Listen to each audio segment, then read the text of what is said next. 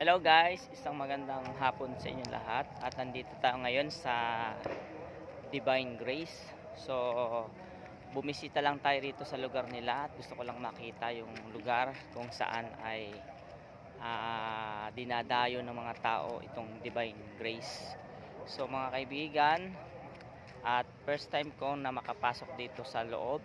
Sinilip ko lang naman pero hindi ako pumapasok talaga rito sa loob ng simbahan, pero gusto ko lang matanaw yung view nila rito sa labas. Ayan po mga kaibigan, malawak po siya.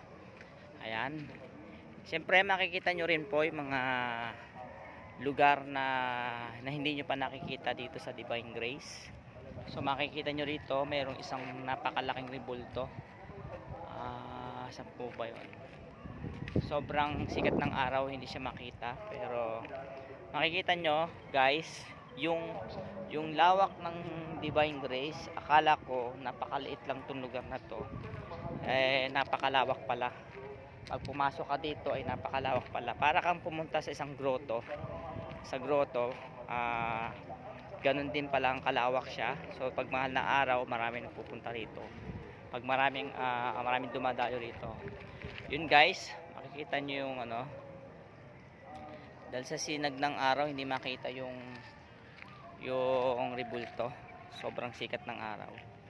So yun guys, makikita nyo maputi lang siya kasi yung super sikat ng araw ay hindi siya gaano makita. And guys, ganyan kalawak guys yung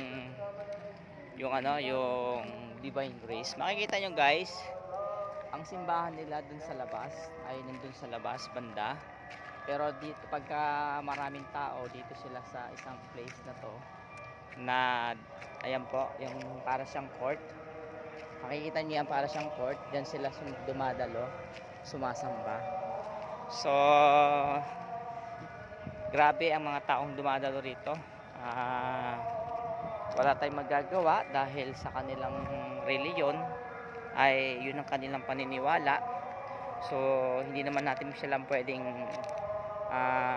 udyukan ng ganon na kadali, dahil alam naman natin na sila ay kinagis na nila yung ganong reliyon. Pero masasabi ko lang doon guys ay sana ay mabuksan nila yung kanilang kaisipan para makita nila yung katotohanan na sinasabi ng Diyos, na makita nila yung katotohanan.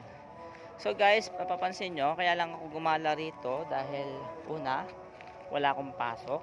Pangalawa, boring na ako sa loob ng bahay. Buong maghapon ako nakahiga at nanonood ng video, mga movie. And then, so gumala lang ako rito para makita yung lugar. And then makikita nyo guys, ayan yung rebulto guys. Yan po yung rebulto ng Divine Grace. So nilapitan ko siya kanina, super laki siya. So makikita nyo siya, para siyang eskwelahan, pero para siyang kumbento. Pero na-amaze din ako sa laki ng rebultong nandirito, dahil hindi ko na-expect na talagang napakaluwag pala nitong lugar na ito. So guys, pauwi na rin ako, pero abangan nyo yung mga susunod kong videos at marami pa tayong pwedeng puntahan na pwede nating puntahan sa susunod na araw. So sa Sabado nga pala guys, andun ako sa Santa Maria, bibisita po ako sa Santa Maria at titignan natin yung view doon, kung gaano kaganda yung mga view doon na nandun sa lugar ng Santa Maria, dahil marami silang ikinabit ng mga decoration malapit dun sa plaza. So guys, ito po yung labasan. Makikita nyo guys, yan yung mga sinaunang mga pare. Yan. Ito yung mga sinaunang pare. Yan guys. Yan yung mga sinaunang pare, para silang parang mga hindi pare. Mukhang nakakatakot sila. Pero guys, punta tayo dito sa taas. Punta tayo dito sa taas. Napakalawak po to ng Mary Grace. Iba ang lawak talaga nito, grabe.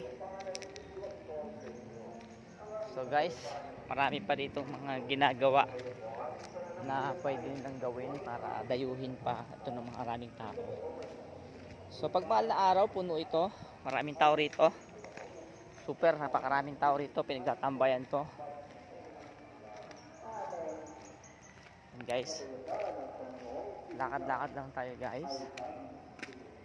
So ang kanilang public toilet, ayan po, ang nakakatakot, no? Ayan guys, dito po tayo ngayon. Akit tayo dito. Ayan guys, magpapakuha tayo dito ng picture mamaya.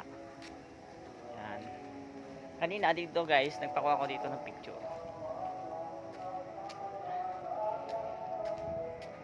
Ayan guys ha, gumala lang ako dito pero hindi ako pumapasok sa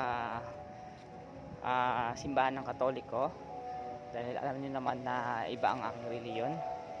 So gusto ko lang gumala, gusto ko lang makita yung lugar para makita yung lugar nila, kung ano yung mga ginagawa dito sa loob.